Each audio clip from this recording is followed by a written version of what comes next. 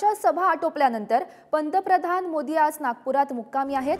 आज नांदेड आणि परभणीत मोदींच्या सभा पार पडणार आहेत। जाणकर चिखलीकरांच्या प्रचारासाठी मोदी आज मैदानात उतरल्याचं सध्या पाहायला मिळत आहे। महत्त्वाची बातमी आपण पाहतोय।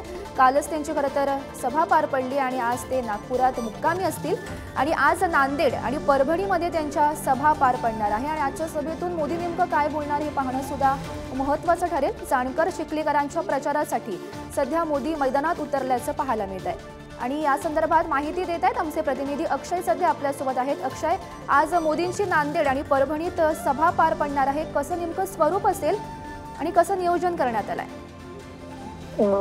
नक्कीच गौरी, पंतप्रधान नरेंद्र मोदी यांनी काल वर्ध्यामध्ये सभा घेतल्यानंतर ते रात्री नागपूर येथे मुक्कामी होते। आज परभणीचे महायुतीचे उमेदवार महादेव जानकर यांच्या प्रचारात नरेंद्र मोदी यांची सभा दुपारी 12 वाजता परभणीमध्ये पार पडणार आहे। त्यानंतर त्या अगोदर सकाळी 10 वाजता प्रतापराव पाटील चिखलीकर यांच्या प्रचारार्थ मोदींची सभा नांदेड येथे पार पडणार आहे। नरेंद्र मोदी नेमकं विरोधकांवर काय निशाणा साधतात याकडे आता सर्वांचे लक्ष लागलेले आहे गौरी। आणि सभेची तयारी देखील मोठ्या प्रमाणात करण्यात आलेली आहे। नरेंद्र मोदी यांच्या सभेच्या अनुषंगाने मोठ्या प्रमाणात प्रशासन अलर्ट मोडवर आलेले आहे। पोलीस प्रशासनाकडून सभास्थळाची कालपासूनच पाहणी केली जात आहे आणि तपासणी केली जात आहे गौरी। नक्कीच अक्षय, या सभेतून मोदी नेमकं काय बोलणार हे पाहणं सुद्धा महत्त्वाचं ठरेल। या सर्व घडामोडींवर असंच लक्ष ठेवून राहा। तुर्तास धन्यवाद दिलेल्या सविस्तर माहितीसाठी।